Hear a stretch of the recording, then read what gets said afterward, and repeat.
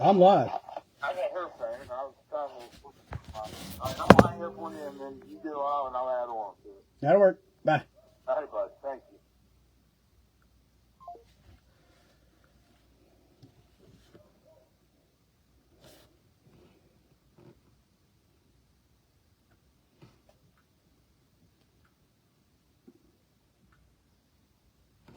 See, now I put, oh, I can just bring them on video. So when I see him pop up, I just say bring him on video. Mm-hmm. Hey guys, can you hear me?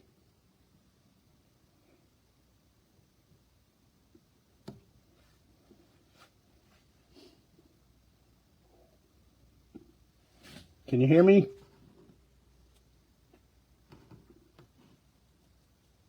Here, I will go. Oh, I clicked on him. It just said he wants to join. I clicked on him. Approve.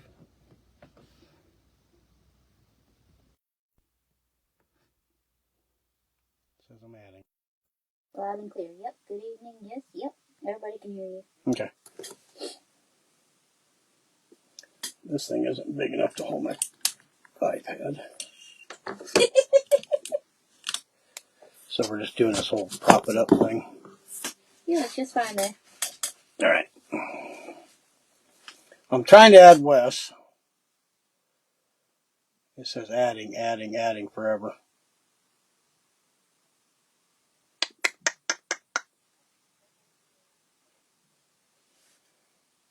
We did this on Wes's page and it was a cluster, like 9 attempts.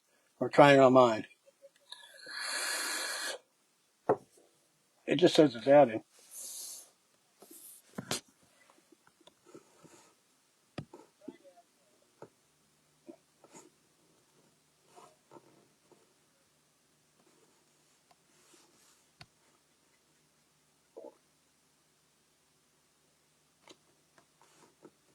Come on.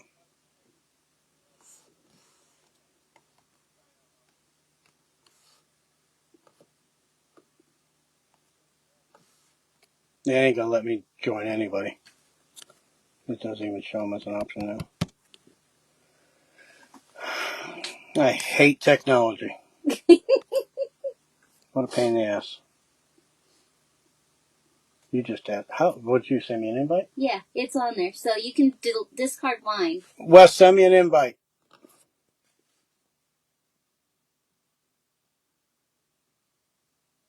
Yeah. Click that other X on there. This one? No, that's fine. That's fine.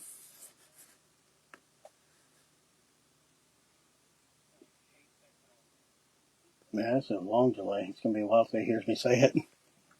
Yeah. Well, it's not too bad, but he's trying. He said he sent a request, so you just gotta kind of keep watching for it. All right, Wes Kale. I just said add. Click add. Yeah. Ask him. Right. There's your cousin. How do I do it? Now you know how I feel. Matthew Boyd said, "Hey Tony, here from Australia." That's awesome. See, and it just goes into adding Never Neverland. Right.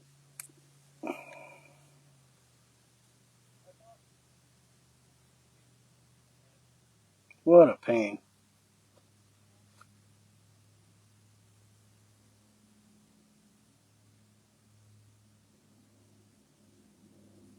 All right. Let's see how many buttons we can push and see how many things I'm calling we can my mess wife up. to the rescue. So it clicks into adding. You gotta hit that X.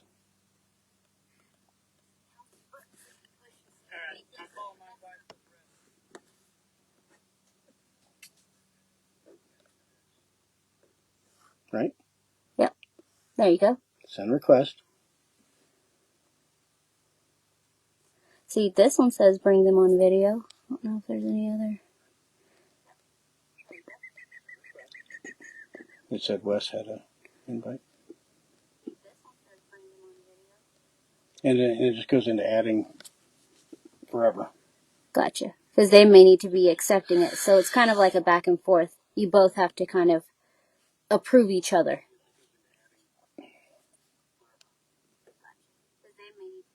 That's just inviting him to watch. See, now it, until you click close that, it'll never add or show up.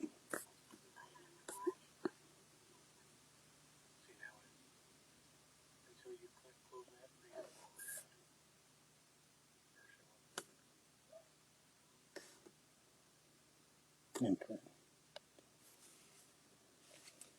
I approve. See when you close that, damn it. Now.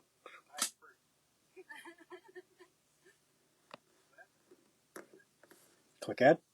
Yeah, try him again. Ask him to join on video. Your audience set to public so anyone can watch the podcast. Yes. Send request. Oop. Oh, that's just someone else that joined. So, okay. I don't know if it had added on top or something. I've seen some awesome Facebook Lives. This is not one of them.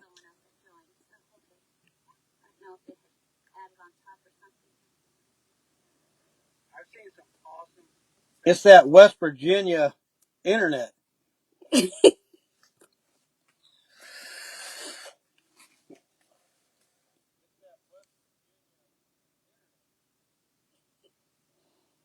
Mm-hmm. Hey, Alex. We tried this on Wes's Coyote Cowboys page, and it wouldn't work, so we figured we'd try it on my page. And guess what? Damn thing still ain't working.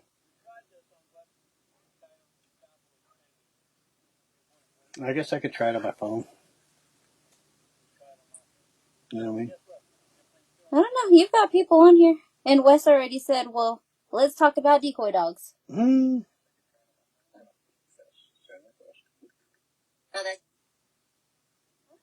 It's really good. I guess I could try it on my phone.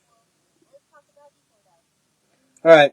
Yeah, we could do this. Hey, Wes, call me on your cell phone, and I'm going to put you on hands free. Call my phone number.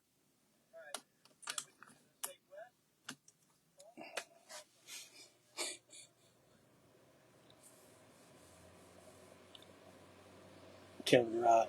Well, hell, let's talk like this. Hey, Crystal. Yeah. I got Brett Thomas and Ben Close it. P. Overton. So, hi guys. Slide it. There you go. Can you hear me, Wes? Let me turn you up. I'm going to get you lower so that you're more towards the microphone of this thing. Can anybody hear Wes? I'm going to see if they can hear you over the cell phone. Hey, can you hear me? Yeah, I can hear you. Oh, everybody else, you mean? Just turn it down. Turn it down? Yeah, there you go. I'll turn it up. There you go. What's up, Crystal? Yeah. All right. Apparently they can hear you. All right. I can't hear with that damn. I'm going to shut this air conditioner off real quick. Dance for him, Crystal. The air conditioner on?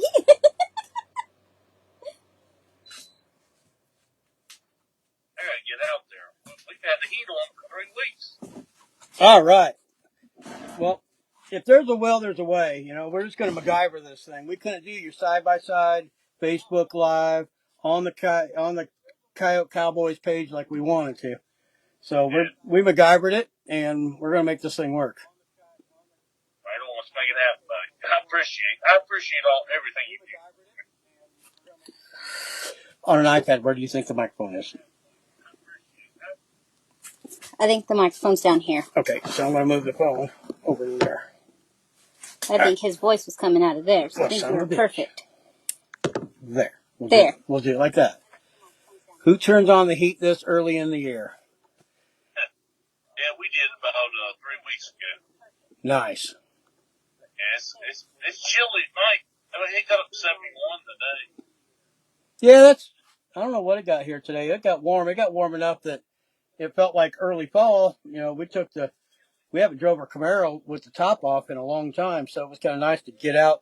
It'd been raining here for like 8 days in a row. Oh yeah, I wasn't driving nowhere without no top on the day. I mean, I still had the heater cranking until about lunchtime. Oh, I got you. It was. Gotcha. So do you have like shitty cell service at your house? No, I'm in the middle of nowhere. Okay. They can hear him perfect on that thing. Oh, good deal. I'm just gonna scoot closer because I can barely hear him. Yes. You got to realize I'm old and half deaf, so my mom and dad always told me to make sure I wear hearing protection when I shoot guns, and I ignored them. And well, 40 years later, that's what happens. I never wore earplugs until I was probably 30, and I mean, I worked around heavy equipment, grinders, all kinds of stuff all the time. They'd shoot guns. I never really thought it mattered. I've had people shoot off the top of my head and everything else, so it's starting to catch up. Good. Well, I think our topic is decoy dogs. You know, you and I have talked on the phone a few times about decoy dogs. You went and got yourself a cute little blue heeler female. She's female, right? Yeah, you're right. Yeah. You know, and wanted to start picking my brain about what can I do with her. You know, when can I start her and stuff like that. Yeah. You know, and on your page we got to talk a little bit about decoy dogs, and that's all I really said was, you know, I started in 2009, and you know, there's not a lot of information now about how to train decoy dog, and there damn sure wasn't back in 2009. No, that's why I went to you, because like honestly, in my opinion, you're like the original OG of all this shit. I don't know about that, but I'm the one that took this secret that only government hunters would use, of decoy dogs, and I posted on Facebook like a video whore, and Yeah. man, you wouldn't believe all the crap I got from coyote hunters. Well, I can imagine. So There's a lot of guys around here that run dogs, mm-hmm. and they run them like rabbits. Yeah. I got buddies that do it. Not, I mean, I'll probably end up going with them this year and trying it. It's fun. I did that for a number of years. I did it for probably about 15 years. Had, I think, 27 hounds. And you know, I remember being a bachelor, living in a trailer house at the end of my mom and dad's driveway. In the dead of winter, I had like 7 hound puppies in the trailer with me. It was quite the sight. Living the dream. Yes, sir. I know guys that raise hell like all them dog runners and stuff like that. I mean, the guys that I know who do it,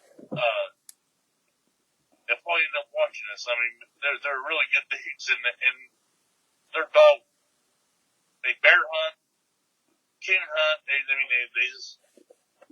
love watching dogs run. You know what I mean? And I'm rabbit hunting with dogs, and it is exciting to see them dogs get so wound up. Yeah. You know, it used to always be hound hunters versus predator callers versus trappers. And I was all three. And we used to hound hunt every weekend. And during the week, I would go back to those same properties and call coyotes. That hound hunting has nothing to do with calling, and calling has nothing to do with running with hounds. They don't, 100%. you know. Now, a good trapper will sure reduce the damn numbers, you Yeah. know. But as far as competing, you know, if you could run hounds through a woods at night or during the day, that night go in there and call coyotes. You know, they don't get out of the county. Yeah, it's Dodger. Mm-hmm. So hit me with some questions about decoy dogs, because that's a big topic and we could talk all over the gamut about it. I mean, I don't even know really where to start. Like, you know, I texted you and told you I thought about getting this pup, and I got a blue heeler, but she is fast. Like, really fast. But I didn't know. You know, I don't hunt like it ain't wide open here. Like you might have a 50-acre field that's covered in nothing but timber, and you know, well when you live, you know, east. Mm-hmm. As soon as them guys get a chance, they're going to the timber. If you ain't killing them, they're going to the timber. I didn't know how she would turn out like that way. I mean, I'm kind of basically asking questions about Eastern decoy dog. Yeah. Well, the concept's the same. You know, um, decoy dogs are not a magic wand. You still have to call coyotes for them to engage, right? Um, the difference is if you could train a dog to go to a vocal coyote, you could have her go in the woods and lure them out, and that's a huge advantage as a predator caller. Okay, I've trained dogs to do that. It's hard to do as one person. It's a 2-man job, but it's definitely doable. That would go handy, like when they're denned up. Say again? That'd be handy as hell when they're denned up. Yeah, I've got a buddy that lives in Utah, and he's a straight up. Him and I've done the world competition together a couple of times, and he's a straight up coyote hunter. But he also is a contract hunter for the state to go into like a national park area and reduce. He's got a quota of how many coyotes he's got to go get and kill them. And that's what he does. He'll go out. He'll drive around. He'll locate how during the denning season with just his truck pro. And as soon as he's got some coyotes howling, his dogs perk up. He opens the doors and out they go. And they head straight to that. And he'll keep playing sounds to keep those coyotes fired up and howling. And then all of a sudden he'll hear them engage and he follows the GPS collars and goes in there and kills the coyotes. What I thought about though is like, what if your dog's hard headed? Like wants to buck up. If they're what? Hard headed? If your dog wants to buck up to him, like wants to fight him or whatever. Oh yeah, that's what you want. Yeah, you want to. Yeah, so any decoy, any dog could be a decoy dog. Okay. Yeah. It doesn't take a special breed. I've got my own breed because there's certain attributes I want to see athletically in a dog. But any dog could be a decoy dog. You can decoy him with a Chihuahua if you want. It may only last one season. But I've trained a like 200 and some pound Airedale. I mean, he was up to my waist high. I trained him for a guy, and those coyotes acted the same. And I've got video of it. They could run under his belly. He's so tall. And they acted the same to him as if they were going against a 35-pound dog. Can you hear my coyotes howling? Yeah, I do hear. Yeah. Yeah, they're just outside. They're whatever. It's that time of day, I guess. But you want a dog that's gritty enough that he wants to engage and pick a fight with a coyote, but smart enough that he's going to come back, either A, on his own because he's understanding my job is to just engage the coyote and then come back to safety, or B, not quite that smart, but he's coming back to you toning him on the collar. You're hitting the beep, beep, beep, beep, beep. That means get back now. On the collar and everything. That's another thing I was like, I've tried training her on. Like, when I talk to you, you said the first thing to do is obedience. And I have her, she does listen pretty good. But. Yeah. So what I always tell guys with a pup is lots of yard work. First, make that pup your part of your family. The stronger it'll bond with you, the better it's going to hunt for you. Okay. Yeah. And the reason behind that is I truly think that a dog decoys a coyote because they're protecting you as their master. My dogs will do the same to cattle, antelope, deer. Each dog's got a invisible circle around you that they're not going to let anything in there. That may be 50 yards or that may be 500 yards. It depends on the dog. we got kings. They came and killed our chickens and everything as soon as we moved down here. And bad. I've sat out there, killed a couple of them, whatever. But that dog, she won't leave my side at night. Like she sleeps right on my legs. Good. That's what makes a dog. And she'll jump up. There's a sliding glass window in our door. I got to turn loose at least 2 or 3 times a night. I don't know if she's chasing anything. She did tree a coon in a pine tree out in our yard. Leaky yet. But she's real protective. Like Good. And that's perfect. That's how old is she? she's probably 5 or 6 months. Okay. Is she starting to get her adult teeth? Yeah. Okay. Yeah. Right when they get, I think right when a dog starts getting their adult teeth, which is about 6 months old, that's when they start becoming mentally mature enough to handle the pressures of going coyote hunting.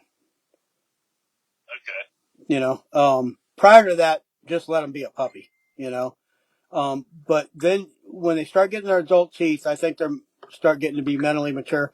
I breed dogs that start decoying at 7 months old, but I've also had other dogs that didn't do it until they're a year and a half old. It all depends on the dog and the breeding behind it. You don't want a dog that's so gritty that he wants to just chase the coyote out of the county. So the first thing I was saying is, bond with your dog, as close as you can. Take them everywhere. 2, get a good handle on your dog. I've had so many buddies, like back when I was in high school in the 80s, that said, hey, quail season opens up on Saturday. You want to go? Yeah, man, that sounds like fun.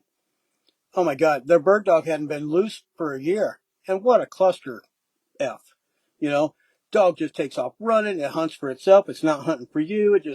It makes hunting not enjoyable. The same thing with a decoy dog. If you don't have a handle on your dog, that you could recall them by whistling or using a tone collar or what have you. It's going to cost you coyotes, and it's just going to do nothing but frustrate you. I got a buddy, actually a real good friend of mine. Um, he's one of the farmers I hunted with. He actually hooked me up with tons and tons of land.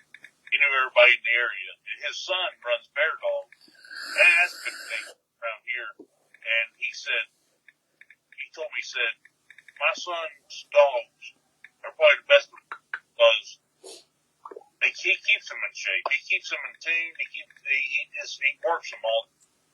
And that means a big difference too.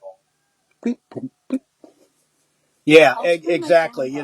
What I used to do with my decoy dogs, as well as we used to raise a bunch of greyhounds, Crystal and I did, we would catch coyotes, which is a totally different sport. But before season, we'd take them out in the country when we'd road them, with a 4-wheeler or let them chase the truck and get them legged up and in condition, so that you don't have any issues come hunting season. They're all muscled up. It's a very demanding job. You're asking for a dog.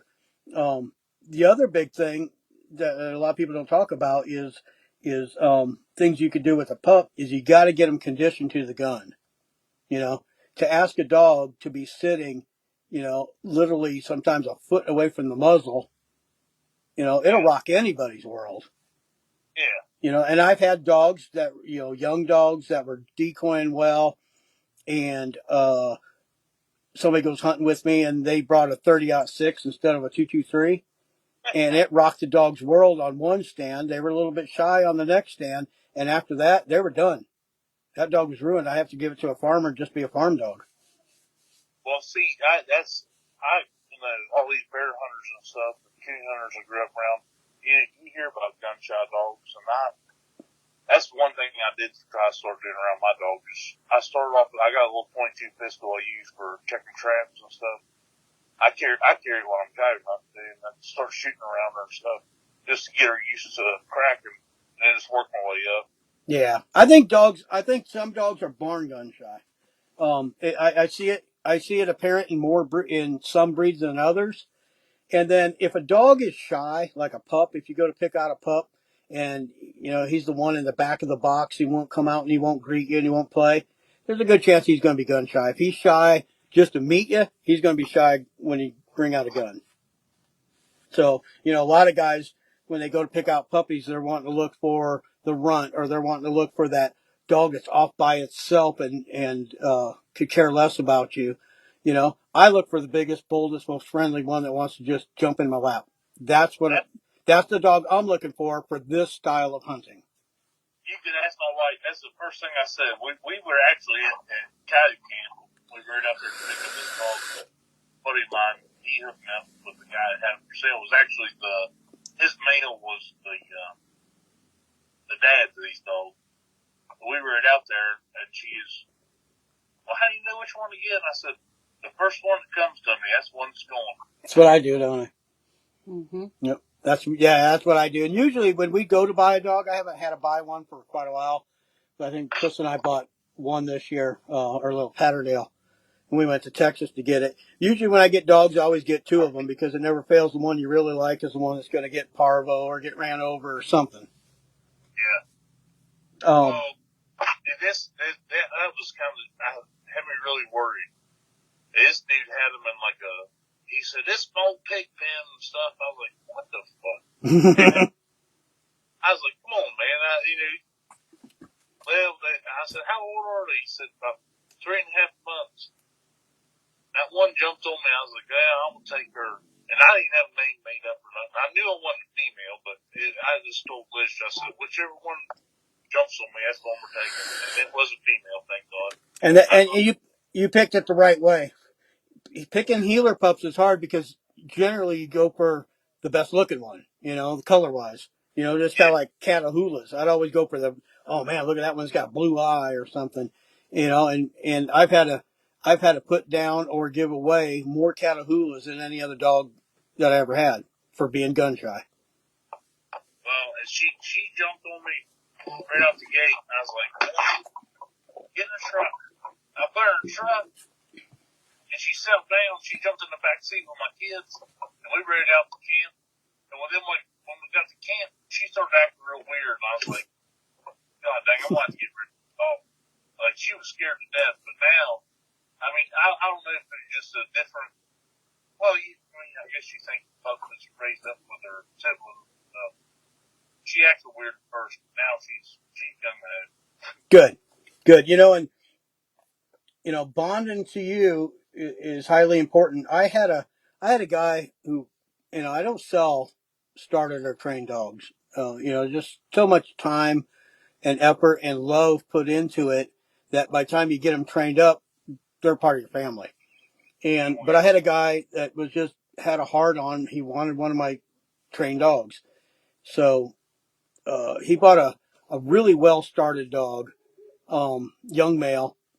It was decoying well. And, he had it for a week? I think he had it a week. And he called and said, hey, this dog won't hunt for me. I said, what do you mean? I said, you calling in coyotes? And he said, yeah. He says, I called 7 of them this morning, and he just sit there and whine. And he won't go engage them. And I tell him to sick and all the commands you told me to use on him, and he won't do it. I said, well, bring him back. I'll give your money back. And it was a significant amount of money. So I gave him his money back. I took that dog hunting the next day and killed 5 coyotes over him, no problem at all. He decoyed like a champ. He had no loyalty to that guy at all. I can definitely see that. So I put, from that day forward, I said, I'm never selling a trained dog, period. Because they'll make a liar out of you. And I can see that, and the dog of mine, because, she does not like my wife. But ever since she's moved in the house, my wife slept on the couch. No, I'm kidding. But then there's other dogs, like my dog Gunner. He had gone on so many stands and been killed so many coyotes over him. I have a lot of longtime clients that come, and all of a sudden they start getting 4, 5, 6 coyotes on the back of the truck, and it starts to warm up. We'll pull up to a place. I say, hey, you see that lone tree out there? Go ahead and hike out there, make the stand. You know what you're doing. I'm going to start skinning your coyotes for you while you're gone. Shit, my dog Gunner would go with them. He'd look at me like, deuces, bitch. He'd go hunting. He'd hunt for them just perfectly fine. without me. You know, I always said if he knew how to drive a truck, he'd go coyote hunting without me. That's awesome. He'd hunt the pasture without you. Yeah, he'd go hunt coyotes in pasture without me. I don't know. I mean, I hope to get it figured out around here, but I mean, I know it's different, and I don't know that much about like that. That's the reason I keep pestering you. Yeah, no problem at all. The other thing is just take her hunting. Hunt, you know, it don't matter if you're squirrel hunting, rabbit hunting, dove hunting. It don't matter. Just take her hunting. My buddy, I said, we'll take her to camp, and we don't do a whole lot of daytime hunting. I said, but I got like a, I don't know, probably 5 acre field out here by the house, and I get out there and set. I don't even bring a gun or nothing. I just make her set with me, pretend like we're hunting, just make her mind me. You know what I mean? Yeah. You know, that thing I used to tell guys, you know, let's say they lived in Oklahoma City and, you know, they wanted to train a young dog. And I said, you know, do you have a dog park that people go walk their dogs and it's known for freaking coyotes harassing the dogs? And they said, yeah. I said, take your dog there. Let them harass the coyotes, let the coyotes harass them. You know, you can't have a gun or anything, but you're going to find once you get into decoy dogging, you can give two shits about a gun. Yeah. You know, one of my best decoying stands, we decoyed a group of 11 coyotes with two of my dogs, and my gun was at home. I just sat and videoed it. It was amazing. You know, and if I had a slingshot, I probably could have killed 3 coyotes. Yeah, they were real close. But I learned a lot, you know. I learned about coyotes being reactionary, and I don't know, 45-minute stand, all coyote action. And Yeah, then you're that wiser. You didn't sounds shoot like nobody. They didn't get educated. Nothing happened. That is true. you know, like messing with the dog. It's even it's almost like watching your kid do something like Amen. You know, a dog doesn't have to ask his wife permission to go hunting. So when you want to go hunting, you got a hunting buddy that'll go. Yeah, yeah. And I'll tell you what, that's another reason I started doing it. I want to take a night hunt with me. Yep. And just, You're hey, gonna you will put more coyotes on the tailgate. I promise you, because they got a nose. So when you get one and you shoot it and it takes off running, if it's as long as it's got a hole in them, that dog's gonna find them. yeah, and we got into some situations like that. The last time we went to camp, I shot one, and it was I shoot a 2.3. I mean, it was it's probably 250-yard shot, and I shot it, and I knew I hit it back because it was cracking its ass off. I told my buddy it was across a pasture field into a hay field. We walked out there, went to look for it and stuff, and I finally found blood, and I was like, we started walking out, and it looked like a rabbit jumped out of a briar patch. What the hell was that? And here it was in there thrashing around. But I was like, man, if I had a dog, we'd have saved 45 minutes.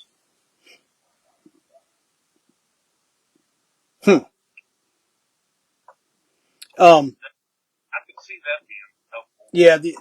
The other thing to make a decoy dog is resist shooting a coyote. You know, you go out in the spring, make the priority.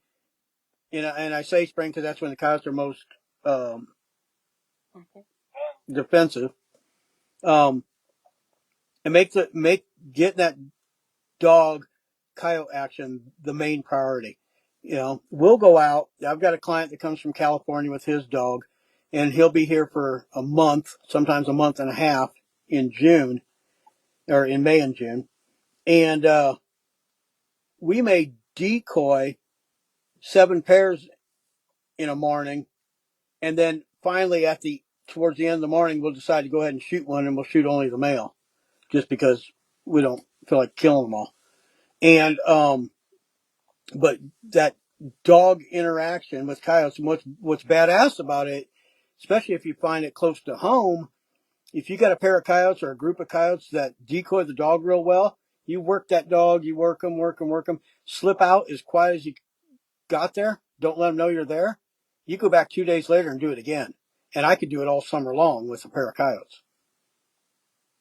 And it's just nothing but good, solid training for a dog. Well, see, I thought about that too. Like when they're denned up, it's probably the best time. Man. Oh my gosh, yeah. Yeah. I mean, a decoy dog works all year long. It may spook off some young of the year, or, early fall. Most are pretty inquisitive. Even bobcats are inquisitive about the dog.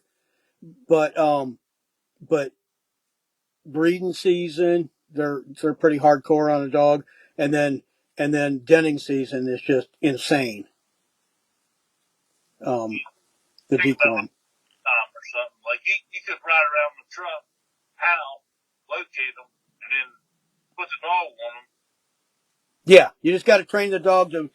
You got to train the dog, and again, that you're asking a lot for a dog just to take off running and head for that howl. And it's doable. We trapped a coyote. We'd trap a coyote, and I kept trapped coyotes in a pen, and we would load one up into a dog kennel, maybe take one or two bites to the finger doing that, and then I would have a buddy drop me off on one of our ranches, drop me off with the dogs. I'll go set up a mock stand while he went down and got the dog kennel out and sat it down, and then he was playing an e-collar, and we would do it over the cell phone. So I'd do a mock stand, I'd start howling or what have you, and then he would answer with that e-collar with a sound that my dogs never heard before. And man, their ears would perk up, and I'd say, "Six, come on," and I may have like 6 pups with me, and I would take off running to that howl. It would start at just 100 yards, and we'd get it all the way up to half a mile. And in one day, we would train those dogs to go to a howl. But it's a 2-man job to do it. Yeah. And their reward, once they finally got there, after they figured out the first time when you ran with them, is there's a damn coyote there. I know there's a coyote there. He's in a dog kennel, but they could care less. So that's another trick that I've never told anyone. That's badass. I was almost thinking that when you said that. I was like, yeah. Now check all your state laws and all that stuff. Well, that one. Because, I mean, I think that's a badass idea, and I would try it, but my running ability. Start out at 5 yards. Oh man. The other thing, this is that the other thing is, if you want a dog to know how to fight a coyote, dogs are kind of born with the instinct on how to fight, but it's actually a learned thing as well. How to go for the throat or the neck and not chew on the ass and get your face all bit up. Or how to just back up and bay because there's a little too much life in this coyote.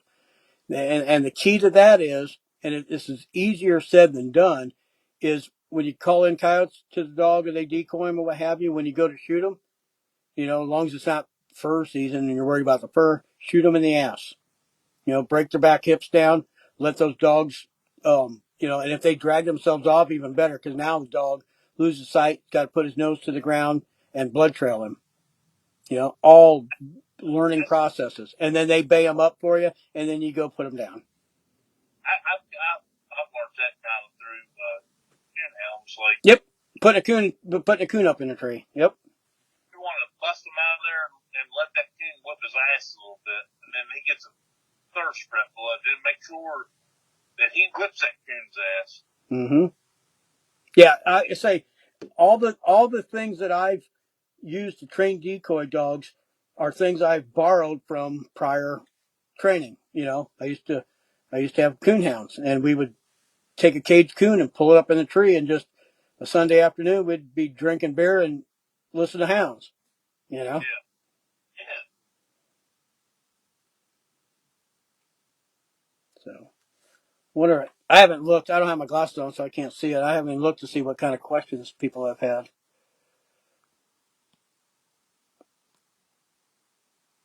Nice. My buddy Stacy Moody, he's got 2 of my dogs for my breeding. He said his dog Gunner will go to house and bring them back to him. You know, that's something. A dog that will go to house is worth his weight in gold. Also, I had a dog. I sold him to a gentleman in Indiana. His name is Badger. He would, when the coyotes would start howling, he would start howling. And man, that would piss coyotes off. He had this big, deep brrr, and he was worth his weight in gold just because he would howl on command. That's what I'd like to do with my dog. Just get her to go in on how. Okay, so your wife is asking, do you have special treats or something after the dog does their hunting duties, like rewards or incentives?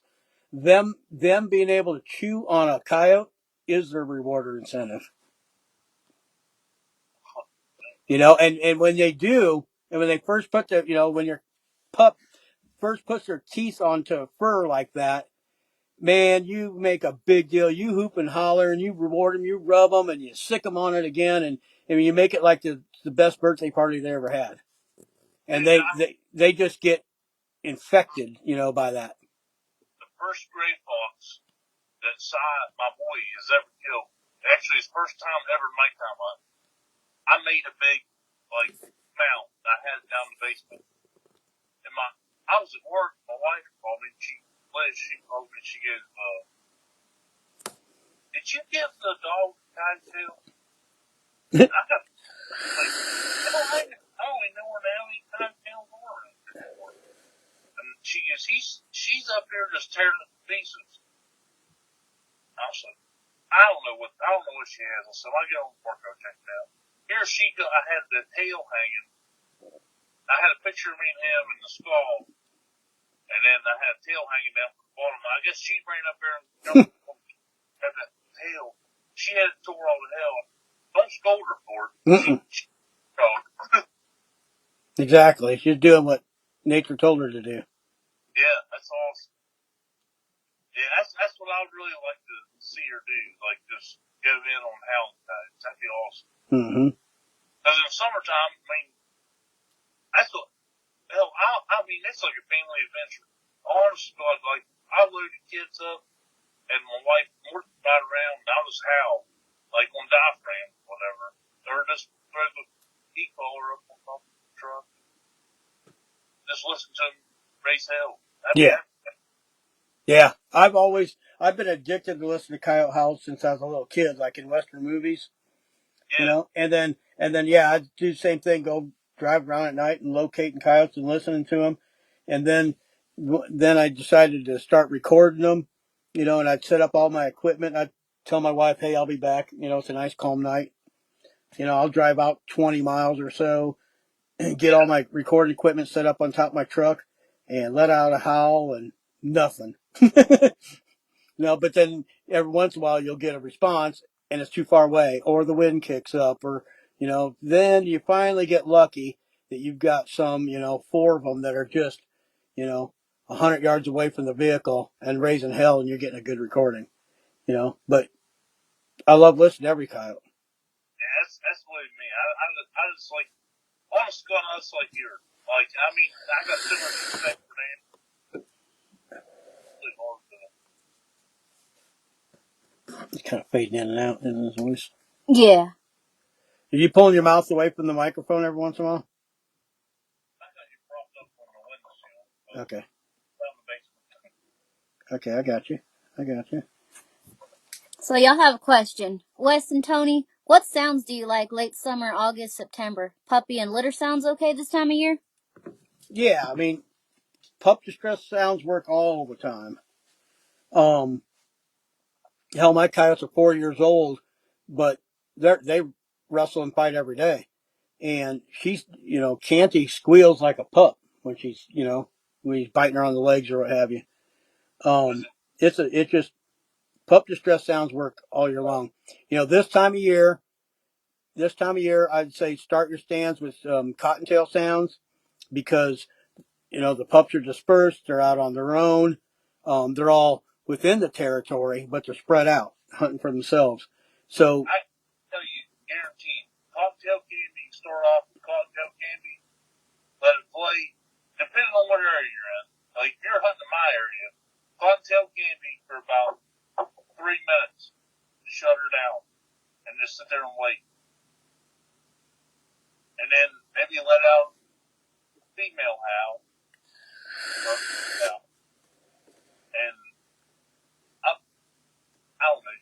June and Johnny, I used to play that one. Sit there and I'll shut it off for like 10 minutes. And then I'll play Puckpalooza or Den. Pour it on. And then usually, if they're answering and you play Den Raid or Den Doom's been, I don't know, 4.2. You play them and they're going to come in. Mm-hmm. Yeah, he's got to figure out what they're striking on. You know, I remember a few years ago, I had a client here and we were night calling, and you know, I was playing Cottontail Candy, Cottontail Crazy, nothing was coming. So I was like, well, shit, before I go to Den Raid, let's locate how. So I used Family Affair, which is a pretty loud sound, and it was a yipping and barking and what have you. And I went quiet for a couple of minutes just to see if I could hear any other coyotes respond.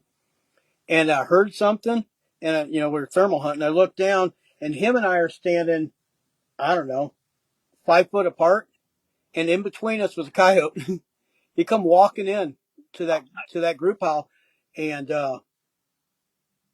so I jumped and shuffled a little bit, so it ran in front of us just 5, 6 foot, and it was clear a coyote pup. So we waited for it to walk off, and then he shot it because it was so damn close. But that thing it showed up so quick that it clearly heard that rabbit distress. It just, for whatever reason, they weren't turned on to it. But that group howl, man, he come join in all happy-go-lucky. Like, I'm not even exaggerating. I won't play nothing but your sound. Just a proof point a lot of times. I appreciate that. Yeah, I mean, you can ask anybody who hunts with me. Like, I'll call your sound just because people talk shit. You've helped me out a lot. Yeah, well, you're always going to find that on the internet. You're going to have the shit talkers. Yeah, I don't listen to it. I don't buy into it, and I don't talk shit about people. I may make fun of people in private, but I don't talk shit about them on the internet. Yeah, Yeah. I mean, I got a lot of respect for you. And there's one thing I like. My favorite story is how you started out. Did you tell that one? What do you mean how I started out? Well, how I moved here and everything? How you hunted in Illinois and then decided to move out west and you met Crystal. I love it. I'll give you the Cliff Note version. Honest to God, dude. I remember this conversation we had. I tell my wife that, like, you probably have no idea. Like, I'm like, come on, let's move out west. I said, come on, please. I said, that is the highlight of my life. Like, okay, so I went to college to be a computer programmer, and I was actually really, really good at it. But I could also talk to people, which most computer programmers can't because they're nerds. So they kept moving me up in management and getting me further and further away from what I loved doing, what I was really good at, which was sitting in the back room and making computers do things that they've never done before. And so I worked in various places in St. Louis, Missouri, and Illinois, and software companies and telephone companies, and I ended up working my way up to pretty high management in computer programming. Well, I was flying to Philadelphia twice a month, and they wanted to consolidate upper IT management and move us to Philadelphia. I mean, no offense to my PA friends, there was no way in hell I was moving there. So I decided to go ahead and either A, I need to leave that company. I need to either A, go start at another company and prove myself, or B, just at 40, start my retirement job. So that's what I did. In a nutshell, sold our house, paid off all of our debt, moved down here with like $2,000 in my pocket. And everyone's like, oh, and I was going to be a full-time predator hunting guide. There is none, or there was none, and probably still isn't any people in the country that make their entire living off of doing nothing but predator hunting, from a guiding perspective. So everyone on the internet was like, oh, he's going to fail. He'll work in the oil field like everybody else. Da da da da. Well, failure wasn't an option because I didn't have any money. So moved down here, and that first season, I had built my name up from custom predator calls. That first season, I was book solid, and fortunately, I've been book solid ever since. And let's see what else. Was married for 20 years. We drifted apart or what have you, and I thought women were bitches, and I care less about talking to another woman. And then a month later, I met my wife, Crystal. She'd gone through a divorce. I was freshly divorced. She was freshly divorced. She hated guys. I hated women, and we struck up a conversation. Yeah, we struck a conversation. We were like best friends or sister and brother or whatever you want to say. You're my sister. So it didn't take long to figure out that she was the right girl for me. Awesome. That's my favorite story. That's my number one. Every time I get you on, that's what I always think of you. Aw. I love it. Yeah, I mean, we both work hard. We're both creative. We both been there and saw the puppet strings from other people who cheat behind your back, and so we're blatant honest. Our best conversation. We used to stay up all night long talking to each other on the phone until sunrise when we first met. And there goes the cats again. And our best conversation was brutal honesty. I revealed every skeleton in my closet, and so did she. It kind of got to be like a one-upper type game.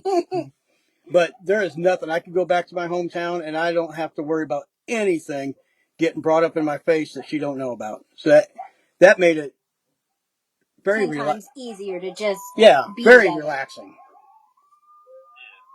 So, and she's a cool chick. Some days. Some days. She's still female. The other thing we're proud of is we've remained to be debt free. Crystal was almost out of debt when I met her. We went ahead and paid her vehicle off, right?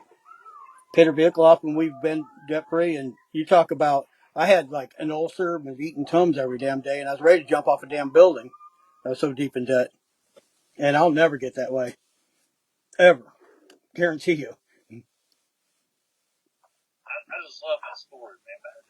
That gives me hope. So. You're great. That's awesome. And then Crystal helped me with my business. She used to work at Sonic.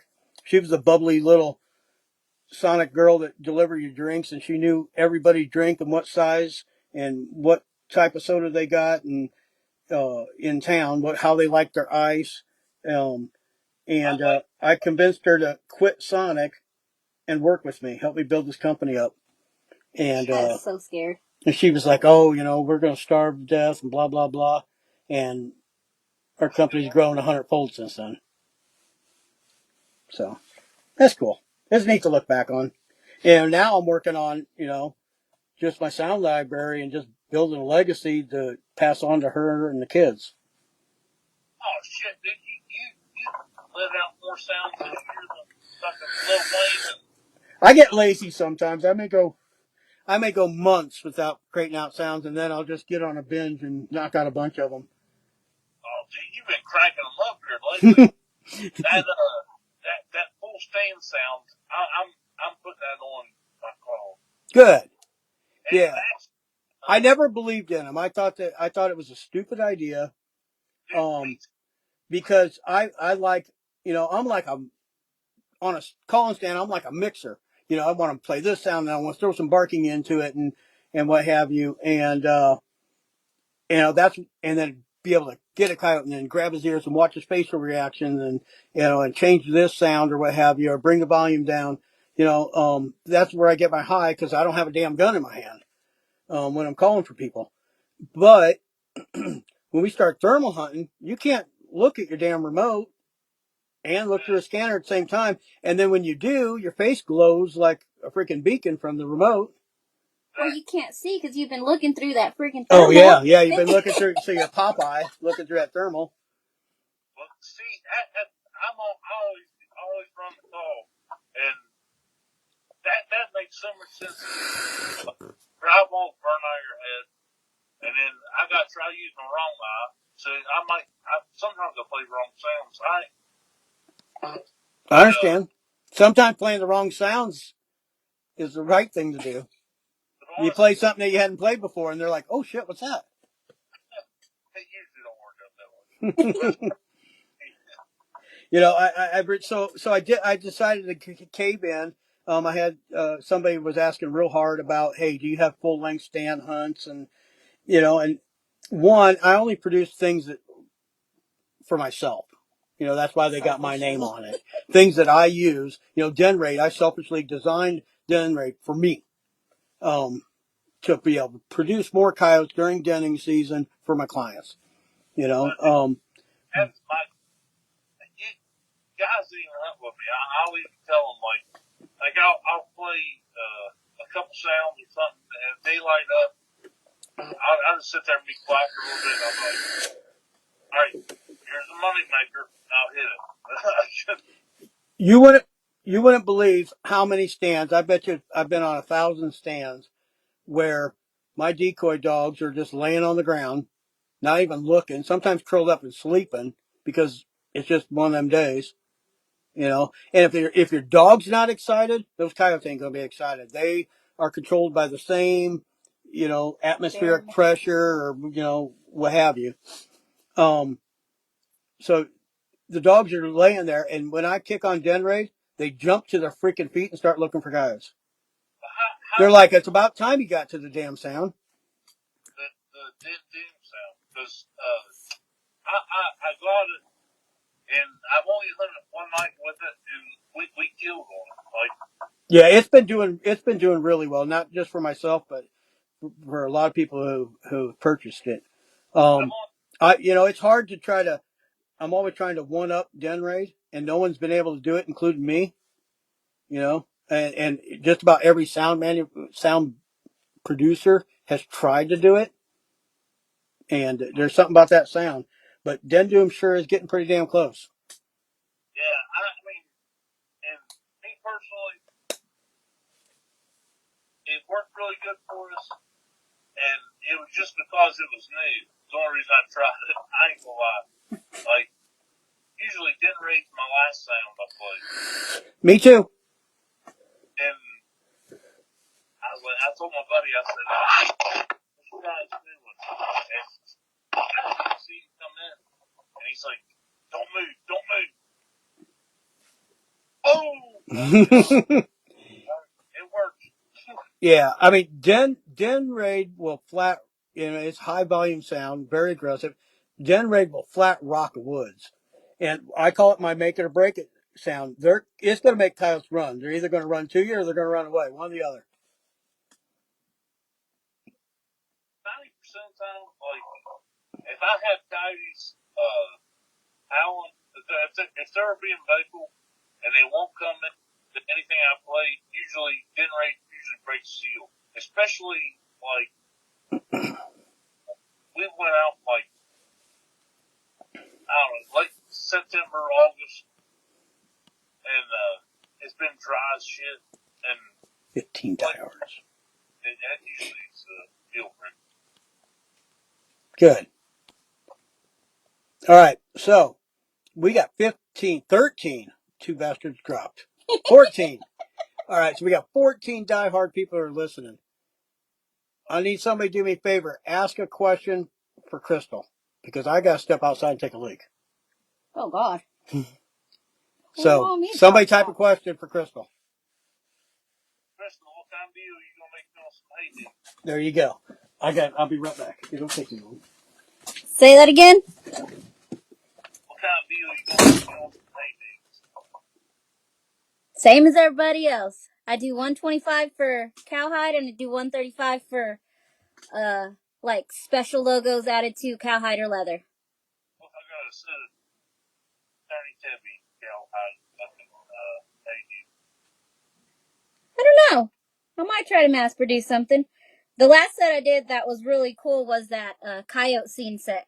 So I'm trying to figure out what I can make Tony for his own personal use. So that's what I've been looking at. My wife, if she's still up, she's gonna be messing with it. She loves your stuff. Aw, well thank y'all. Yeah, I found it really fun. Like I was really, really wanting some special hay dudes, and every time I looked online I was like, okay, it's gonna be 6 months before I can get a pair. It's gonna be, 9 months before I can find something that I really love, and I want to spend, 200, 250 on a certain pair, and I'm like, okay, it can't be that bad. So after I got a couple of things, I figured out that I could make my own. So yeah, I probably own like 19 pairs of Hey Dude selfishly, because every time I buy one for a customer, I buy one for myself. I have a shoe fetish and a shoe problem. It's okay. And the what? What do you say? Profit. Yeah, I don't make anything off them. Crocs. Oh, Crocs. Oh, Crocs? Yeah. She may get her first pair of Crocs. I might get my first pair. I don't know. I haven't tried them. I've been looking at them, trying to figure out what I can do to like specialize and customize them. I don't know.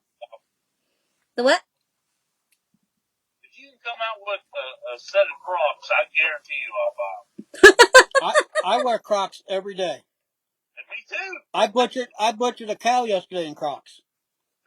You should have seen my feet. I took them off and there was polka dot blood spots all over my feet. All I got is hunting boots, work boots, and Crocs. He's got hunting boots. He's got work boots. He's got Crocs Cowboy for the boots. farm. He's got cowboy boots, and then he's got Hey Dudes for running around. His wife said that's pretty much all he wears is Crocs. All right, guys, we got a question. What are your thoughts on hunting what I call the dead night? That time from 4 a.m. to gray light in the morning. Dead night being 4 a.m. when dawn. when you should be asleep. Kind of dead night. When you're dead tired, when you're still out there. All right, so my thoughts on that. Let me read it again. This is from Mike Baldini. Wes and Tony, what are your thoughts on hunting what I call the dead night? That basically, I'll skip that part. What is your thoughts about hunting that time between 4 a.m. to gray light in the morning? You want me to go first on that one? Yeah, you go ahead, buddy. All righty. So every night's different, all right? But historically, what I've seen is either you contest hunting all night long, or you're just out calling with your buddies. It seems like coyotes are turned on right after sunset. Sometimes it may not be till 10 o'clock at night or what have you. They're turned on for a while. That while you hope is a few hours. Sometimes it's only half an hour, and then they shut down for the night. And then that time you're talking, like that 4 a.m. till sunrise, they seem to turn back on. Bobcats definitely do that. A lot of times we'll call cats, that first 2 hours after sunset, and then that first 2 hours before sunrise. I think, and I don't know, I'm just a coyote hunter. I think everything goes in cycles, animal movement in general. And just like during the day, it may, you can't blame it on the heat of the day when it's in the 20s, but during the day, the mornings and afternoons, and then at night, the early evenings and the late evenings. I had a client come last year, 2 years ago, come, he was my first hunt of the year, early September, and he's been a long time client, been come here probably 12 years or so. It was a 4-night thermal hunt, and he's big time into thermal, and this old man could run me into the ground. I'm ready to curl up and go to sleep by 2 a.m. And we would get coyotes vocal, either howling back or you can hear them barking. But not a freaking coyote would come to the call. We would start at 7 o'clock at night, right at sunset, and we would call constantly all night long. And it wasn't until 4:30 in the morning did we start seeing coyotes every night for 4 nights straight. The only thing I can attribute to that is it seemed like it was right whenever, and I've never really paid attention to it before, right when the dew point was hitting, right when your thermal starts looking like shit, that dew point, and you can see that in your forecast, that dew point, that's when coyotes were moving. Don't know if that was ironic or if there's something to it. So I'm going to start paying more attention to humidity and dew point. But I hope that answers your question. That's my thoughts on it. Do you like it? Do I like staying up all night? Hell no. I like to sleep at night. I'm a day caller, straight up. Well, I mean, I wish I could, to be honestly, but usually we just drink beer all day long and sleep all night, and then just sleep, drink beer and sleep all day, and then hunt all night. It's shitty daytime calling around here, but nighttime calling, I will say, is right at dark, we'll start hitting it.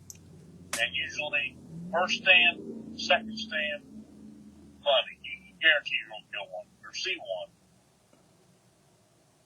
And then throughout the night, you got to keep a positive attitude because it'll make you want to get back to camping. But, you might see one here and there, and then once it gets closer to, I don't know, like 2 or 3 o'clock, it seems to perk up a little bit. And then we hunted a tournament one time and hunted all night and never seen nothing. And was about ready to give up and just go back to camp and go to sleep. And he's like, come on, man. My buddy was like, just kept tagging me on. We ended up winning it by the last. And I was like, man, we killed like a 47-pound coyote. Right towards sunrise? Yeah. And it's probably 2 hours before sunrise. But birds start chirping. I feel the same way you. I was saying, right after dark, it's wound up. Usually till about 2 or 3 hours after dark, and then after that, it's dead all night long. And then probably 2 hours before daylight, it usually perks back up. Mm-hmm. Yeah, I agree. If that happens to you out there, I think it's probably everywhere. Yeah. And you think about it, that's how deer move, that's how everything moves. Yes, sir. Then you think about fishing. Like, if you're going trout fishing, you're going to catch fish right in the morning. If you fish all day, during the day, it sucks. And then toward the evening, it starts fighting again. Mm-hmm. That's just how animals move. Yeah, I 100% agree on that. That made me think of something and I forgot what the hell it was. Next question. Yeah, the other thing I do is I watch other animals. Okay. One night we were in Texas on one of my ranches and I was guiding a father and son from Delaware. And we didn't hardly see but about 5 rabbits all night long. But we called 26 coyotes. The next night, the conditions felt identical. Same barometric pressure, same wind direction, wind speed, same moon phase, of course, same temperature. And there was freaking rabbits everywhere. Thousands of rabbits. We saw 6 coyotes all night long. You know what? I swear to God, I've honestly said the same thing. We got a lot of whitetail around here, and we've hunted nights, and you'd be like, God damn. I mean, there's deer running everywhere. And you think, boy, the coyotes will be stirring. You won't see nothing. Yep. Like they're on opposite cycles. Yeah, and honest to God, and it makes sense because they're predators. Mm-hmm. Yeah, I definitely, I swear to God, I've seen that same thing, and I've even said the same thing. Like, it's weird that, like, on a night you see deer jumping out in front of you, going up back roads and dirt roads and stuff, and you don't call nothing. They're stirred and, like, everything's stirred. But sometimes, like, if a big cold front hits, everything's stirred. Yeah. Seems like. Yes, sir. Yeah. And fishing's the same way. I grew up. We'd fish the creeks below the spillway at a lake, and you could start off catching catfish like crazy. I'm running 2 poles while I've got a bunch of bank poles ran down, and things are doing good, and then it quiets down, to kind of peters out to almost nothing. And then later in the night, the dogfish would start biting. You might as well pack it up. Once they start biting, the catfish quit biting. It always kind of blew my mind. Or sitting at a lake dam and fishing in the lake and have a line in there with chicken liver that you check every 3 hours to make sure it's still on there. And then about 10:30, you got 4 poles, and all 4 poles are going nuts. And that lasts for about a half an hour, and then poof, it peters out again. We jug fish, and the same exact thing. When they start hitting them jugs, it's wide open, and then as soon as they quit, it's done. Mm-hmm. Okay, so you want to talk about other things? There's nights back when we used to run a spotlight, and I used to run one of these enormous Light Force 320s, huge, so you could see anything and everything. Looked like a damn airport. And we started noticing on nights that the coyotes weren't howling, or you'd swear there wasn't a coyote in the county. There was no spiders out. Usually the ground will glisten because the spider's eyes will light up. Yeah. And that's why I always said, what does a coyote, rabbit, and a damn spider all have in common? What could be controlling their movement? And I always swore it was the barometric pressure. So, and then there's other nights, the ground just glistens as far as you can see, spider eyes. And those are the nights we're kicking the shit out of coyotes. So, all right. So another question, Bobby Olivia. How do you pronounce that? Olivas. It's a Spanish name. Olivas. Mm-hmm. He's from Arizona. He says, "How long are your stands this time of year?" He lives in northwestern Arizona. I've hunted there a few times. And I normally do 5 minutes of rabbit, 5 minutes of pup distress. I prefer more stands over longer stands. What are your thoughts? Okay. A lot of it depends on your style of hunting. If when I would hunt the world competition over there in northwestern Arizona, we would stick to 7-minute stands because we had lots of land laid out ahead of us, and I felt that 80% of the coyotes are going to come in the first 7 minutes, and of those coyotes, 80% of them are going to come in the first 2 minutes. So it was a numbers game. It's kind of like tournament fishing. You're boom, boom, boom. You're running and gunning and ripping and not getting any bites. You move up some more. But if you're pleasure fishing with your kids, you use a totally different style. So it depends on, are you wanting to run and gun that morning and try to stack up numbers, or you're out there, and want to enjoy it. And I do both. I base it off my client and what their wants and needs are. And we may just do 7-minute stands, or most likely we're doing 20-minute stands. I don't have the patience for 35, 40-minute stands, and I think a lot of people who have, ADHD are attracted to predator hunting because you're not just, it's not like deer hunting where you're sitting in a blind for 8 hours. 100% agree on that. Yeah. You have ADHD.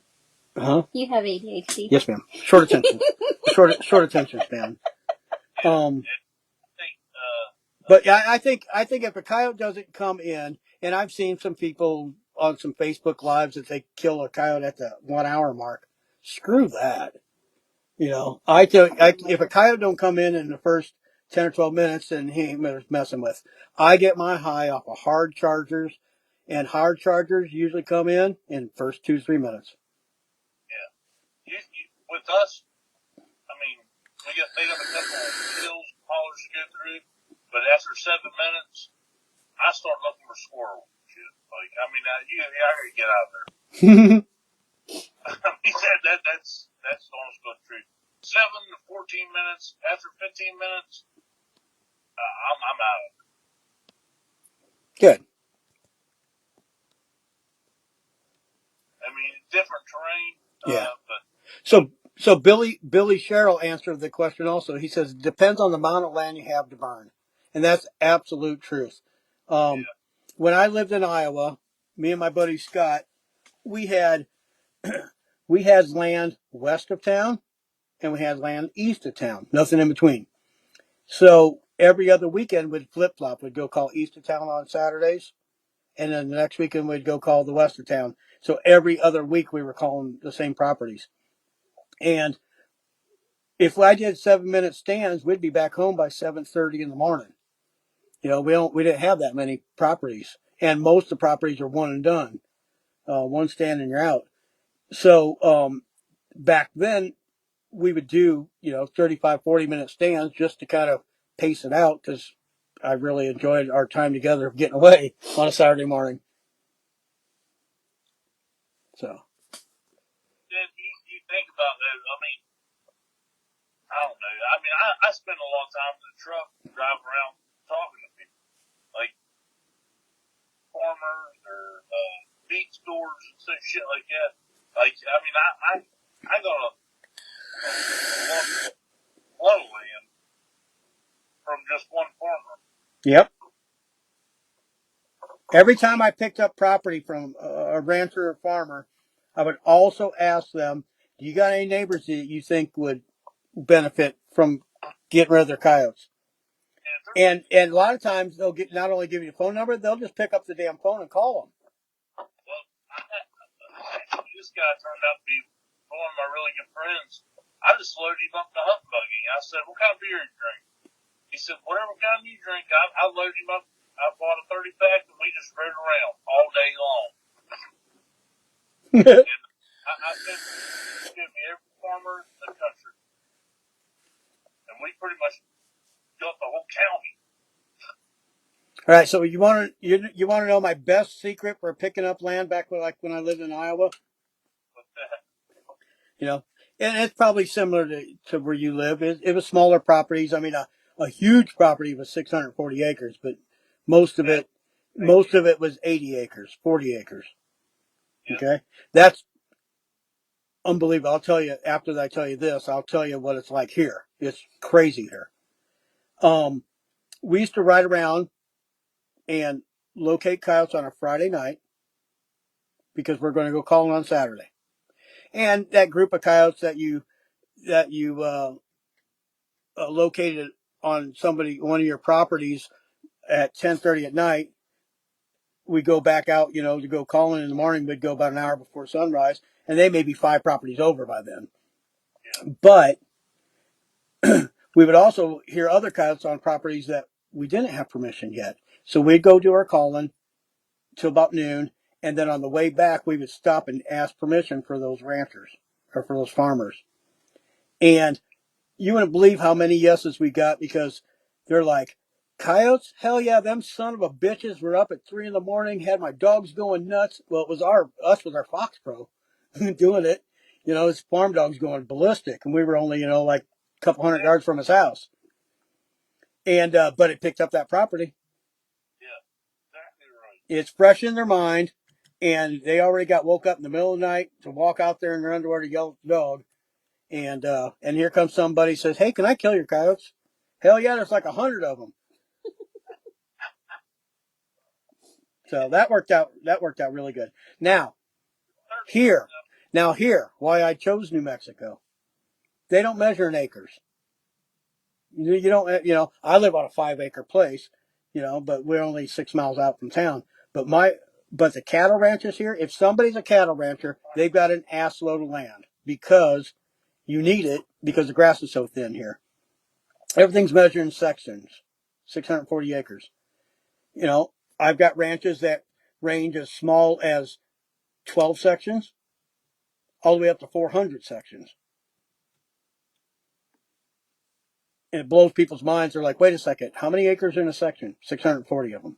Holy shit. Yeah. That's all. So it gives you and if you pick up a rancher, and you treat them right, just like, treating your neighbor farmer right, they may own 8 or 9 of those ranches like that. Yeah. Yeah, that is true. Like, I mean, all you gotta do is have a little respect and, Amen. Yeah, I mean, I train coyote hunters for a living. I teach them, when you're on somebody's land, their ranch is no different, or their farm is no different than your living room. If you're watching TV and some motherfucker just walked through the door and walked into your kitchen, you'd flip out on him. Same way when you trespass. And when you do have permission, you're sitting on the couch watching TV and somebody walks by and just drops a soda can and a candy wrapper on your living room floor, you're going to freak shit out. Same thing. So just if you treat people with respect, man, you can go far in this world. I had a guy hunting with me one time. He's like, "Why do you call all your farmers like Mr. Richards, Mr." I was like, "Man, I don't know. That's just how I talk to him. Like, it means a lot to them, though, I think. Like, I mean, I know all their names, but if I call them, it's like, hey, this is cool.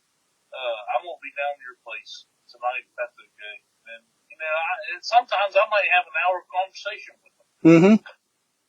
I've known them my whole life.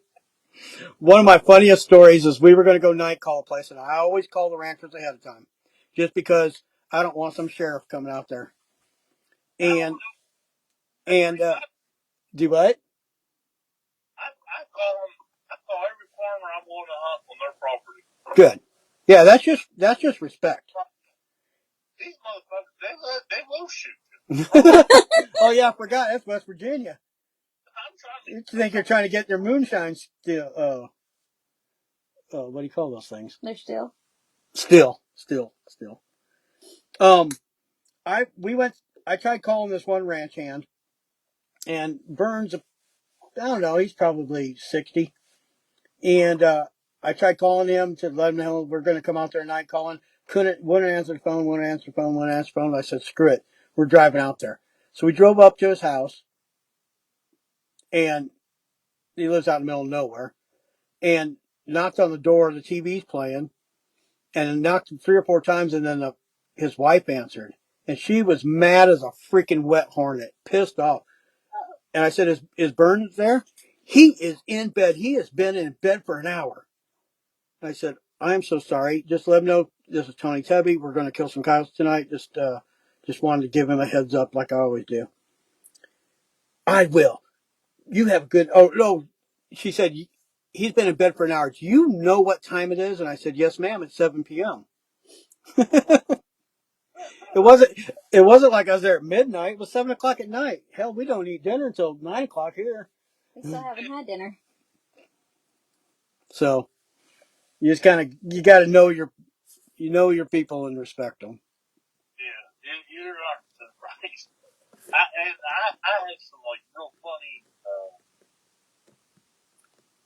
people I hunt on, and it is like talking to them. So.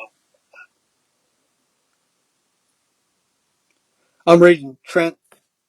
And Trent, I don't remember how to pronounce your last name. Lehner, Lehner. He said he agrees. He agrees 100%. I know of some parole I hunt against that say it's just a coyote. They don't care if I go there. Oh, people who trespass. That's just a coyote. They ain't gonna give a shit. And it pisses them off because they couldn't actually get permission if they did ask. Yeah, I have no patience for people who trespass. I'd shoot some motherfucker if he come walking across my yard. Simple as that.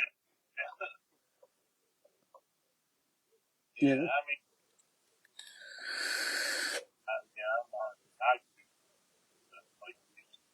you stay away from me unless you ask. Yeah, I mean, if you trespass, you know what's going to happen. That's the place you're going to end up getting stuck, or your truck's going to break down, and then you're in a whole world of issues. You're going to court. You know, You don't get shot. or if you don't get shot. And you think about, like, honestly, I went to a bunch of different forums. Like, I call everybody, like, hey, you know, I'm coming out. You get out there and you blow your tire out or something, and they'll come out and help you. Yes, sir. They say you go out there and you blow your tire out, you ain't supposed to be there. They're going to shoot you. Yep. You know, and it takes a while to put together, you know, a good amount of calling land, you know, so that you're not always calling the same stuff, you know, unless you got access to public land. And it takes a long time. It may take years to put together a significant amount of land, and it can take days to lose it all. It takes hours. Hours. You know, that word travels quick between farmers. Well, we're hunting 200-acre farms, 50-acre farms, 100-acre farms, and we went out here and hunted and stuff, and we went out through, you know, just riding out through before we went to camp one day. Stumped off one farm. Like, hold on, he said, jump in the buggy with me. And he took me to side by side and rode it around. And honestly, hell, now I've got half the county. Like, you know what I mean? Like, it turned out to be something awesome. Yeah. Then one guy's like, hey, where do you pull your camper to when you come out here and hunt? I said, hey, I'm going to the campground with Josh Moore. He's a big follower of ours. He's like, I got 55 acres up there. He said, you put a camper up there. I grew up with him. And he let us put our camper up there and stay up there for nothing. Heck yeah. Just to kill the coyotes. I mean, being respectful, it does go a long way. Yes, sir. I agree 100%. That's it. I see we got Craig Sandy joined us. Hey, Craig. He said hi to us. And Toker Jones is watching. Toker's one of my good friends, long time client. Him and his wife are coming out here in about a month, I guess. Yeah. Yeah, something like that. It won't be too long. They like to, they come on their wedding anniversary for the. Oh, really? Yes, sir.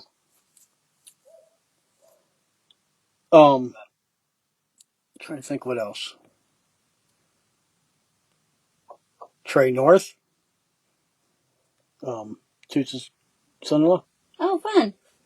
He's watching. I'm trying to think. Get everybody sticking with it throughout What do you think? The technical errors. Oh my God! Every time we get together to try to do one of these, it turns into a clusterfuck. Hey, buddy, I'm sorry. No, it's this time. This time I think it was me. No, dude. You know, and I'm jealous. Have you ever watched Texas predator hunting groups Facebook lives? Oh my God, they've got for one, it's Ally Sports, a very lucrative, well-known sporting goods store. They've got like an office set up, all decorated really nice, but they've got I couldn't imagine how much they spent. They've got apparently fiber optic internet and like movie quality cameras, and they're sitting at a desk, and when one person talks it switches from one camera to the next, and it's like Hollywood production. They're always jealous because that shit just works for them. And here we're trying to do this on cell phones and iPads and shady internet service, and we both live out in the sticks. But I'll take living out in the sticks with shitty service over living in town with a fiber, I guarantee you. You know, I can not only pee in my backyard, I can pee in my front yard and my side yard. It don't matter. I've been peeing in my backyard when I was talking to you. That's kind of gross. It's a little Okay, too high. so Bobby, how do you pronounce that again? Olivas. Bobby Olivas asked another question. How do you feel about calling during elk and deer season? Like, are you worried about messing up their hunts? I'm not worried about messing up their hunts. I bought a new shotgun a couple years ago, one of those AR style shotguns, and I wanted to go take it out. I didn't have any clients, and I wanted to go take it out and try to kill some coyotes with it. And I went out on some public land because I don't want to screw up my guiding land, and ended up killing 2 coyotes. I could have killed 6 if I took my AR, but I just wanted the challenge of shotgunning them. And I ran into deer hunters. It was apparently deer rifle season, and man, they were pissed. They're like, "Thanks for fucking up my deer hunt." And I said, "You fucked up my coyote hunt, so we're even." Public land is public land. Now, that being said, when I hunt, I don't want to see another person the whole time I'm out. So if it's deer season or elk season, I just want to go hunting.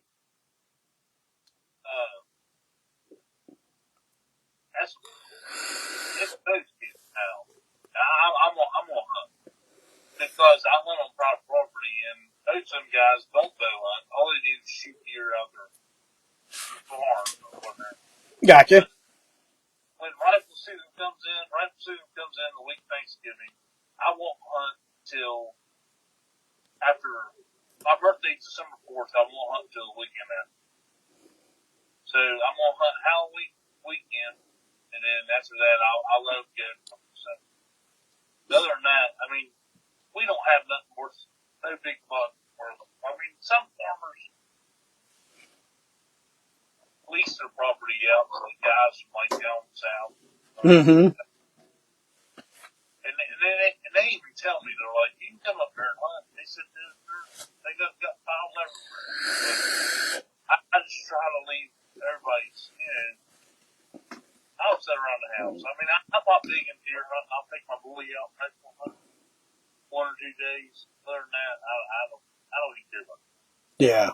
Well, see, like Texas, that poor state, deer hunting is huge money, and everybody has deer leases. And if you want to deer hunt, you got to lease a place. And so predator hunting, or they call it varmint hunting there, it doesn't start until like second week of January when all the deer seasons are closed.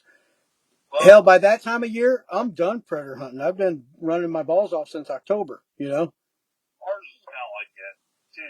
Like after August 21st, or September 21st, or August 21st, till January 1st, you can't nighttime coyote hunt.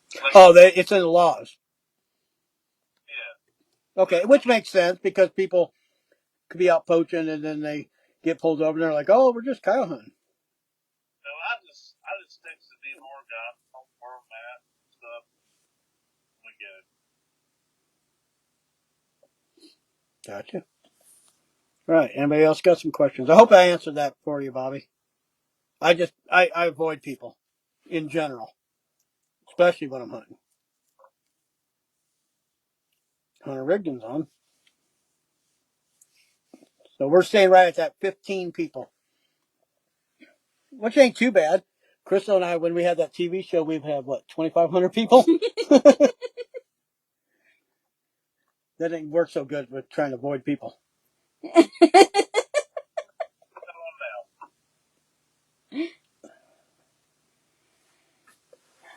The only critique is that everybody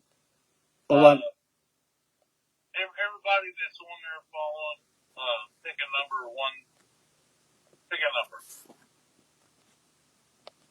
that excludes me. I'm watching. Okay.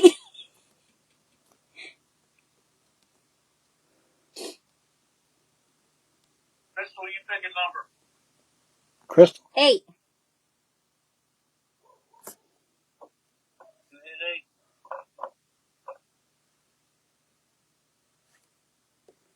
Bobby Oliva says 7. You say me? No, I said, who picked it? Crystal, what'd you pick? 8. Did he pick 8? Crystal picked 8. Crystal, you just picking that number that they're supposed to guess. Oh. Do what? Oh, you were supposed to pick the number for somebody? I don't understand it. I feel like the judge off of My Cousin Vinny.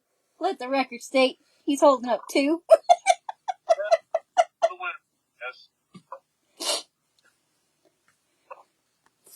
Oh, thank you, Paul.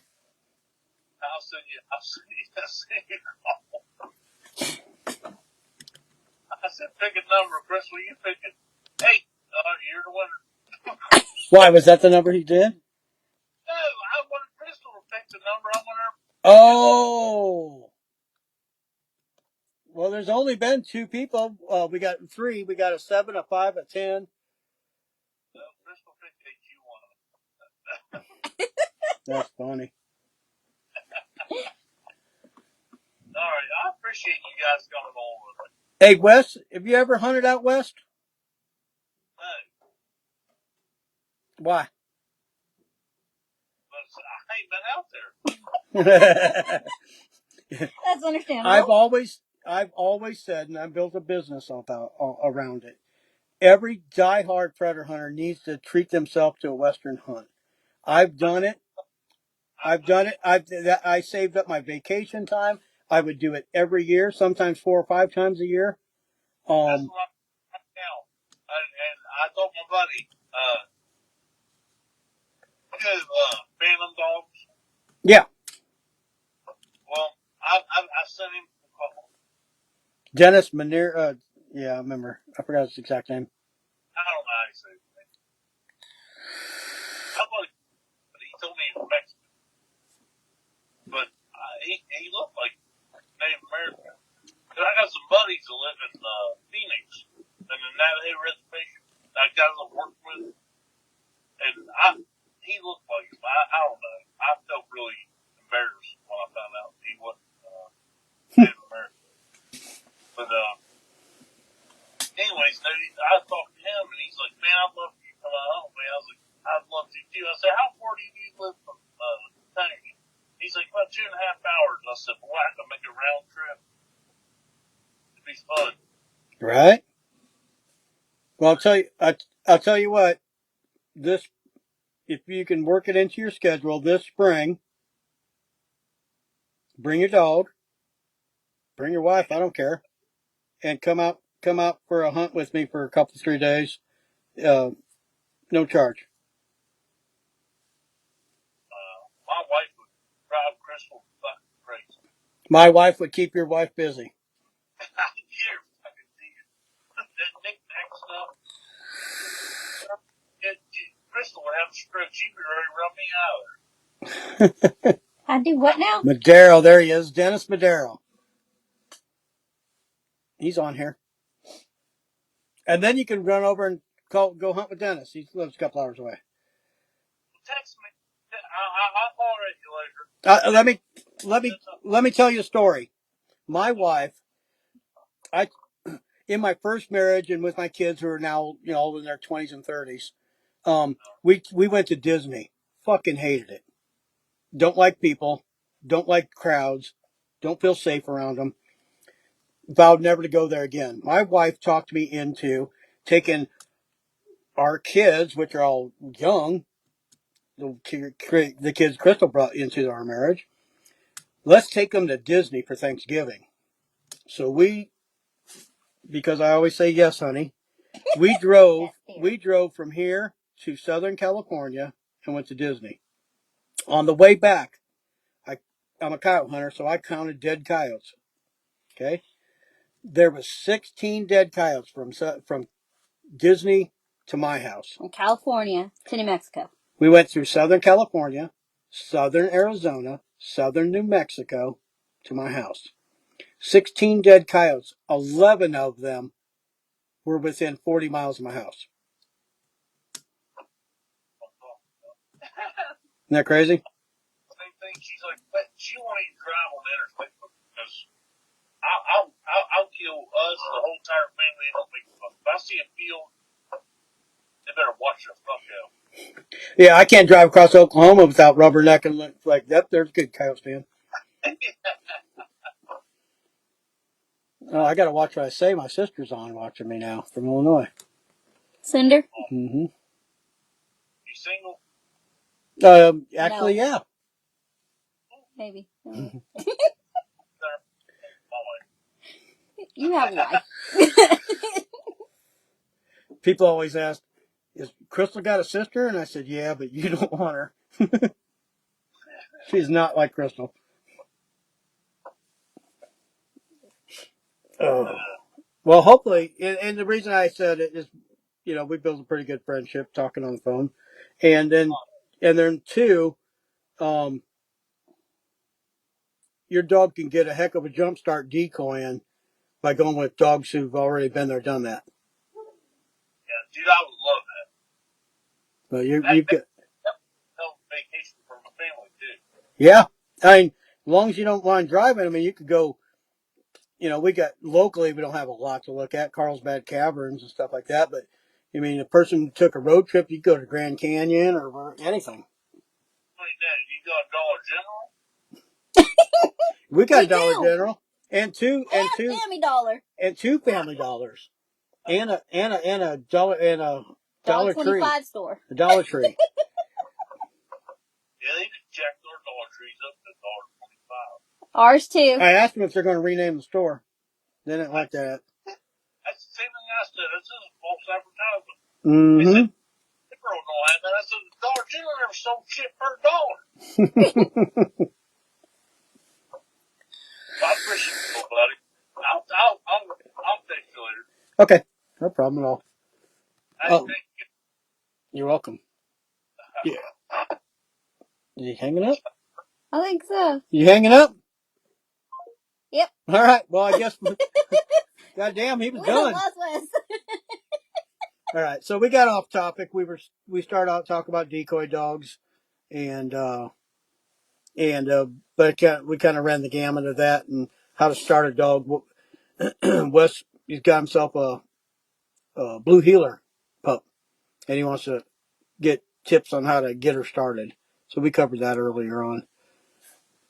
Okay, so Bobby is saying he feels that his dog doesn't sit still enough to sit on stand. I take him with me and leave him in the truck until I need a tracker. That's one way to do it, Bobby. My dog Gunner used to sit on stand next to me and watch. And everybody asked me, what'd you do? How'd you train him to sit there? And I said, he just started doing it. I have way better luck, and I've got way better dogs that roam around on stand. They're there to be a decoy. A duck decoy that has motion is far more attractive than a duck decoy that just sits there. So I don't want a dog sitting next to me on stand. I want them out milling around, looking around. All that movement, all that scent that they're putting out there. That's what's going to get a coyote to zone in on and focus on the dog and not on me. So yeah, don't leave it in the truck. I did that before. I left a dog in the truck because we were bumping coyotes, or coyotes come in, they see the dog and run the opposite direction. I left the dog in the truck, and he tore the living shit out of that truck. So a dog's not going to learn anything unless he's out there on stand. And I think any dog is going to help add fur to the tailgate. If they're decoying or if they're not, as long as they're not a knucklehead and just running around and getting in the way and acting stupid and jumping up. I've watched videos of guys' dogs climbing up on them. That is something I don't put up with a dog. And it's actually extremely dangerous. You're sitting there with a loaded gun and you got the dog climbing up on you. Um, but as long as your dog's not a knucklehead, any dog out there being a dog is going to attract more coyotes. They hear prey distress or they hear vocals or coyote fight. They're expecting to see something, and I want them to see the dog and not me. So, hope that helps a little bit. All righty. Well, we're going to go ahead and wrap this up. The guest who invited me to a Facebook Live has already done hung up, and I think that's done. So it's only 7:30. It ain't bad. I don't like my dogs running around. Mine sit and scan. See, it's personal preference. Stacy Moody said he prefers his dogs to sit and scan. It's all in a personal preference. Um, you know, decoy hunting with decoy dogs is a lot like just calling. There's no right or wrong way as long as you're out doing it. Yep. As long as you don't put a dog in danger, you don't take a dog that's not bred for it. They're too small. They're going to end up getting tore up and ripped in half by coyotes. Or one that has a strong interest in chasing livestock, you're going to lose all your property. There's really no wrong way to do it as long as you got your dog out there with you. Only Luke Webb says only decoy dogs I get are the sheep or cattle dogs that come in during the stand. I've been Those on are some scary. I've been on some bobcat stands in Texas on goat ranches that every stand their damn Great Pyrenees would show up and would shoot a coyote and they'd we'd shoot a bobcat and the dogs would go get the bobcat and take off with it back to his house. And I'd have to chase them down and make them drop it. So Dennis Madero, start making your videos again, Tony. Yeah, you and I have talked about that. I would like to go ahead and start doing more videos again, but doing videos and guiding kind of conflict with each other. I can't. I tried videoing while guiding. No, I need both eyes open. There's a lot of things to coordinate. I got a dog here, I got the collar here, I got cattle over here. There may be a house over there. I've got two guys here with guns. Do they have their safeties on? That kind of a thing. And I can't orchestrate that looking through a viewfinder. So when I decide to quit guiding, I'll pick up the video camera and start videoing again. But till then, I just don't see it happening. Alrighty. Well, all right, guys. I appreciate you watching, and we're going to head in for the night, and we'll see about doing another Facebook Live. See y'all.